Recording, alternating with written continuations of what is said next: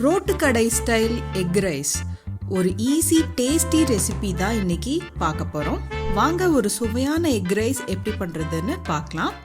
First இந்த egg ரைஸ்க்கு rice ready பண்ணிக்க போகிறோம். நான் இன்றைக்கி 1.5 கப் பாஸ்மதி அரிசி எடுத்திருக்கேன். பாஸ்மதி அரிசி இல்லைன்னா பச்சரிசியும் இந்த ரெசிபிக்கு யூஸ் பண்ணலாம், நல்லாயிருக்கும். அரிசியை கழுவி 15 நிமிஷம் ஊற வச்சுக்க போகிறோம். அரிசியை ரொம்ப நேரமும் ஊற வைக்காதீங்க. 15 நிமிஷம் ஊற வச்சிங்கன்னா கரெக்டாக இருக்கும். அரிசியை கழுவிட்டு அதுக்கப்புறமா ஊற வச்சுருங்க.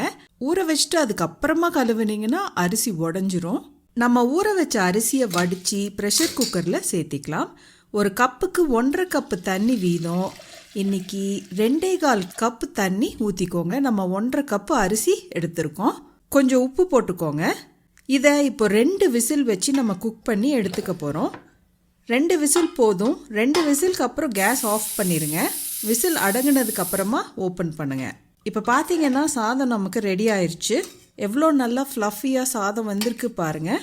இதை ஒரு வாட்டி கலந்து விட்டுட்டு ஒரு பிளேட்டுக்கு மாற்றி ஆற வச்சுக்க போகிறோம்.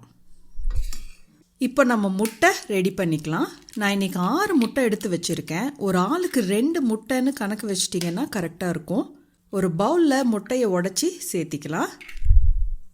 இப்போ பார்த்தீங்கன்னா முட்டையோட ஓடு ஒரு சின்ன பீஸ் விழுந்துருச்சு. இது கையில் எடுக்க ட்ரை பண்ணிங்கன்னா வரவே வராது. ஆனால் அதே ஒரு ஸ்பூன் வச்சு இப்படி எடுத்தோம்னா ஈஸியாக வந்துடும். ஸோ நெக்ஸ்ட் டைம் முட்டையில் ஓடு விழுந்துருச்சுன்னா ஒரு ஸ்பூன் வச்சு எடுங்க, ஈஸியாக வந்துடும். இது ஒரு குட்டி டிப் இன்னைக்கு. இந்த முட்டைக்கு தேவையான உப்பு போட்டுடலாம். கொஞ்சம் மிளகுத்தூளும் நான் சேர்த்திக்கிறேன். ஒரு 1/2 ஸ்பூன் அளவுக்கு மிளகுத்தூள் சேர்த்துனீங்கன்னா கரெக்டாக இருக்கும். உப்பு மிளகுத்தூள் எல்லாம் சேர்த்திட்டு நல்லா ஒரு விஸ்க் வச்சு கலந்து விட்டுருங்க.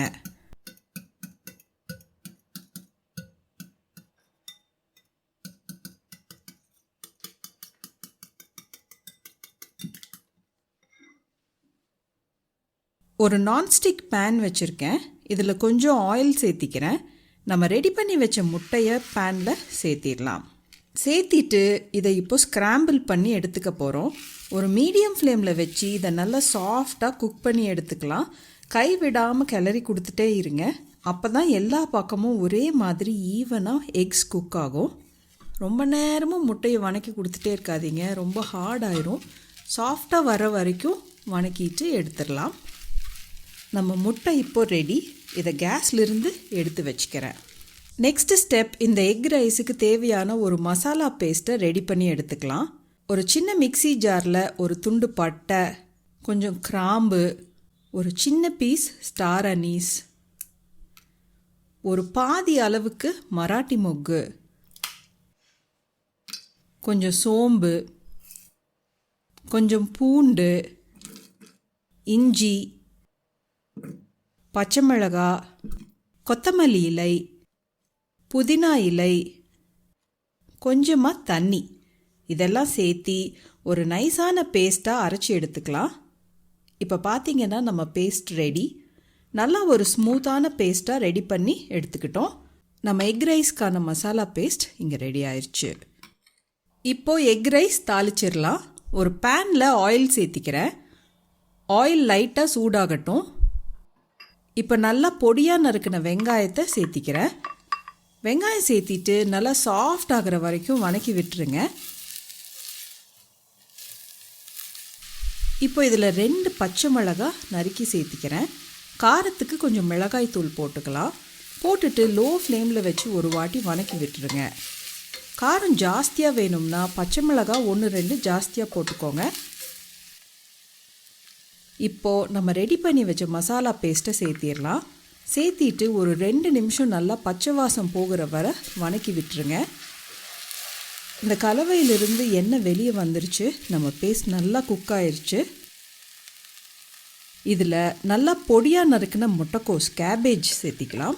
சேர்த்திட்டு ஒரு 4-5 நிமிஷம் குக் பண்ணிக்க போகிறோம்.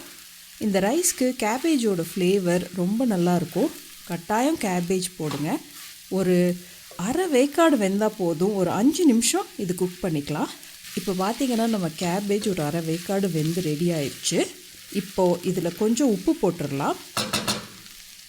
சாதத்தில் அப்புறம் முட்டையிலையும் உப்பு போட்டிருக்கோம். இதில் சோயா சாஸ் ஆட் பண்ண போகிறோம், அதுவும் உப்பு. ஸோ அளவாக உப்பு போடுங்க. உப்பு போட்டுட்டு கொஞ்சமாக சர்க்கரையும் போட்டுக்கிறேன். இப்போது இதில் 2 டேபிள் ஸ்பூன் சோயா சாஸ் சேர்த்திக்கிறேன். இது நேச்சுரலி ப்ரூட் சோயா சாஸ். இதோட லிங்க் நான் டெஸ்கிரிப்ஷனில் கொடுக்குறேன், செக் பண்ணிக்கோங்க. சோயா சாஸ் சேர்த்திட்டு ஒரு வாட்டி நல்லா கலந்து விட்டுருங்க. இப்போது நம்ம ரெடி பண்ணி வச்ச ரைஸை சேர்த்திடலாம். நம்ம ரெடி பண்ணி வச்ச முட்டையும் இதில் சேர்த்திடலாம். கூடவே கொஞ்சம் கொத்தமல்லி இலை போட்டுக்கிறேன். இப்போது இதெல்லாம் நல்லா கலந்து விட்டுருங்க. கலந்து விட்டுட்டு இந்த ஸ்டேஜில் உப்பு கரெக்டாக இருக்கான்னு செக் பண்ணிக்கோங்க. உப்பு தேவைன்னா ஆட் பண்ணிக்கோங்க. சாதம் நல்லா மசாலாவோட கோட் ஆகிற மாதிரி பரவலாக கலந்து விட்டுருங்க. நம்ம எக் ரைஸ் அட்டகாசமாக ரெடி ஆயிடுச்சு. சைட் டிஷ் கூட இந்த ரைஸ்க்கு தேவையில்லை, அப்படியே நீங்கள் சர்வ் பண்ணலாம். ஒரு fantastic lunch box special egg rice நமக்கு ரெடி ஆயிடுச்சு. கண்டிப்பாக வீட்டில் ட்ரை பண்ணுங்கள். ட்ரை பண்ணிங்கன்னா மறக்காமல் கமெண்ட்டில் எனக்கு சொல்லுங்கள். Thank you so much for watching.